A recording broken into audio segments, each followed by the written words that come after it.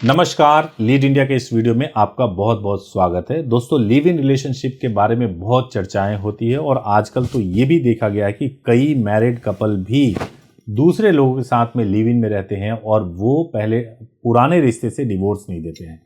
और कई बार तो ऐसा होता है कि जो कपल अभी अभी 18 साल के होते हैं वो भी लिव इन रिलेशनशिप में रहने के लिए एग्रीमेंट करवाने की बात करते हैं और इसके बारे में बहुत इंक्वायरी होती है। तो लिव इन रिलेशनशिप क्या है और इसके क्या कंसिक्वेंसेस होते हैं, सब कुछ इस वीडियो में डिस्कस करेंगे, क्योंकि मेरे साथ बहुत ही खास मेरे कलीग हैं एडवोकेट शुभम सोनकर जी।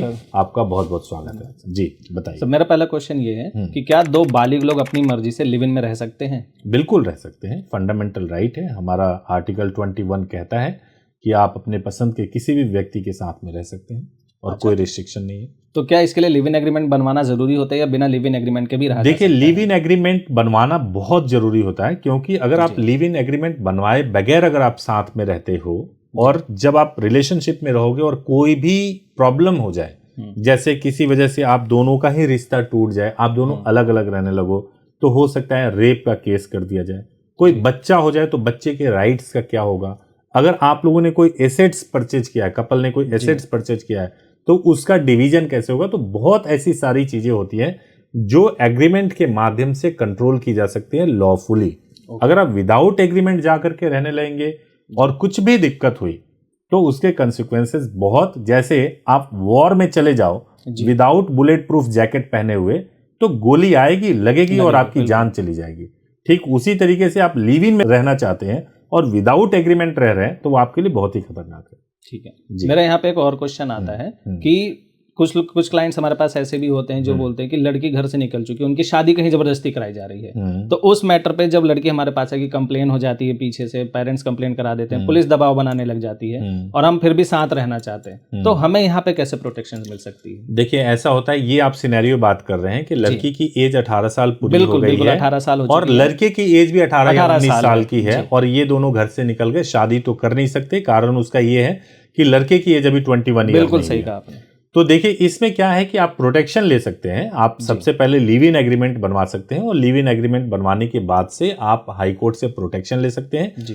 और कोर्ट से ये भी आप प्रेयर कर सकते हैं कि चूंकि मेरी एज अभी 18 साल हुई है, मुझे प्रोटेक्शन इस बात के लिए भी चाहिए कि मेरी 2-3 साल तक शादी ना हो, मैं अपनी मर्जी से करूं, मेरे ऊपर कोई दबाव ना हो। तो लड़की इस प्रेयर के साथ में भी कोर्ट में जा सकती है और साथ में जिनके साथ में रहना है उनसे प्रोटेक्शन मिले, फैमिली कुछ ना कर पाए, उसके लिए भी जा सकती है कोर्ट। ठीक है, कई मैटर में हमने ऐसा भी देखा है कि लड़की को ले जाते हैं पुलिस वाले, उसका बयान दर्ज करा देते हैं, लड़की खुद भी बोलती है कि मैं 18 साल की बालिग हूँ और अपनी मर्जी से रहना चाहती हूँ। उन्होंने वकील के थ्रू कंप्लेंट भी भिजवाया हुआ होता है, लेकिन फिर भी पुलिस मजिस्ट्रेट के सामने पेश करा के उन्हें नारी निकेतन ऐसी संस्था में भेज देती है कि अभी बालिग हैं और वो वहां बहाने करते हैं और लड़की को रख देते हैं और लड़के को नहीं दे रहे होते हैं। इसके लिए भी क्या हमें हाई कोर्ट प्रोटेक्शन ही लेनी चाहिए? नहीं, अब देखिए क्या हुआ, आपने बताया कि भाई 164 का स्टेटमेंट हुआ या 183 में स्टेटमेंट हुआ। स्टेटमेंट होने के बाद से जो है लड़की ने बोला कि मुझे अपने पार्टनर के साथ में रहना है, लेकिन उसको नारी निकेतन भेज दिया जी, क्योंकि ये पुलिस की यहाँ पे समझ कम है जी। पुलिस ने इसको ठीक तरीके से मैटर को नहीं समझा। यहाँ पे एक एडवोकेट का होना बहुत जरूरी है जी। जैसे ही 183 में या 164 में स्टेटमेंट हुआ है और लड़की कहती है कि मैं जो है इनके साथ में रहना चाहती हूँ, मैं बालिग हूं, मैं अपने डिसीजन ले सकती हूँ, उसके बाद नारी निकेतन में भेजने का सवाल ही नहीं उठता जी। नारी निकेतन में तब भेजा जाएगा जब आपकी एज 18 साल से कम हो, तभी आपको भेजा जाएगा। एज पूरी हो गई है तो नहीं भेजा जाएगा। ठीक है, फिर भी अगर भेज दिया गया हो तो आप नारी निकेतन में रहते हुए सेपरेट एप्लीकेशन हाई कोर्ट में लगाइए, 226 में आपको रिलीफ मिलेगा।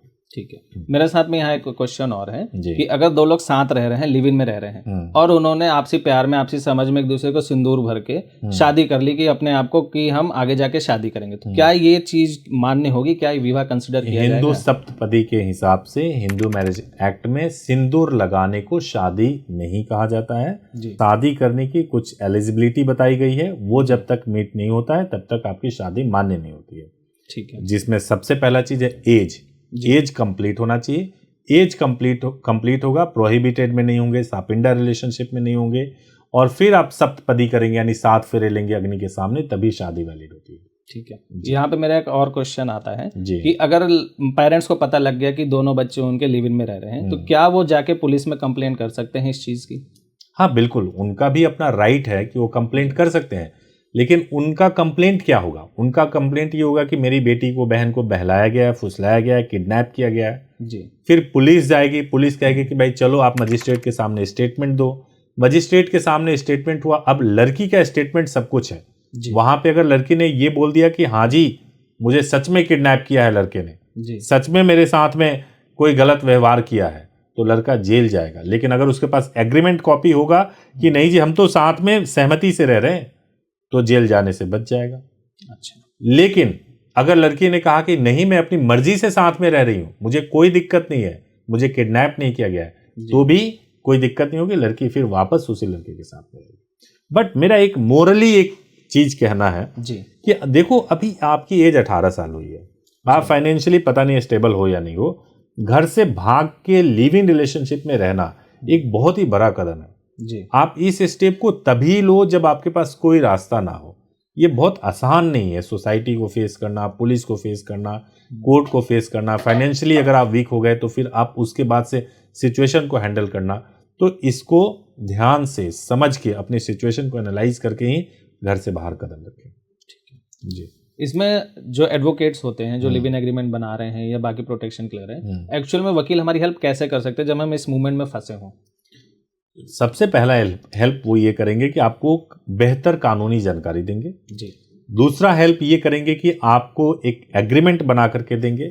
जैसे अगर आप उत्तराखंड के रहने वाले हो तो वहां पे लिव इन एग्रीमेंट तो गवर्नमेंट के साथ रजिस्टर्ड कराया जाता है। अच्छा। तो वो सारे प्रोसेस को करा करके वो देंगे जी। और उसके बाद से अगर आपको कोई भी प्रॉब्लम होती है, जैसे पुलिस आपको बेवजह परेशान कर रही है, तो भी आपको हेल्प करेंगे, बताएंगे कि ऐसे सिचुएशन से आप कैसे निकल सकते हो। एक मेरा आखिरी क्वेश्चन सर यहाँ पे है कि क्या जो मैरिड लोग हैं वो अपने रिलेशनशिप से निकल के किसी के साथ लिव इन में रह सकते हैं? देखिए बहुत अच्छा सवाल है। आजकल बहुत सारे लोग ऐसा सोच रहे हैं, जब से एडल्ट्री को डीक्रिमिनलाइज किया गया है उसके बाद से जो मैरिड कपल हैं अगर उनके बीच में कोई डिस्प्यूट चल रहा है तो वो ये समझते हैं कि विदाउट डिवोर्स लिए ही, क्योंकि डिवोर्स लेने में बहुत लंबा समय लगेगा। हालांकि डिवोर्स को भी कैसे क्विकली ले सकते हैं हमने इसी चैनल पे बहुत सारे वीडियोस डाले हैं, उसको देख लें। तो बिना डिवोर्स लिए ही अगर हम लिव इन रिलेशनशिप में जाकर के रहेंगे तो फिर उसमें कोई कुछ कर नहीं पाएगा, लेकिन उससे आपका कंडक्ट प्रूव होता है। अगर आप लिव इन में रह रहे हो तो आपका कंडक्ट प्रूव होता है, आपको हैवी मेंटेनेंस देना पड़ सकता है, आपको कोर्ट आपके साथ सख्ती से पेश आएगी। तो ये जो तरीका है वो ठीक नहीं है। और ऐसे कई कपल जो है हाई कोर्ट गए हैं और उनको कोई प्रोटेक्शन ऑर्डर नहीं मिला है। तो इसलिए ध्यान रखें। हालांकि बेहतर ये होगा कि आप सजेशन ले लें एडवोकेट से, तो आपको बेहतर गाइड किया जा सकेगा। बहुत अच्छा लगा मुझे लिव इन के बारे में जानकारी पाके आपसे। Thank you so much. Thank you so much.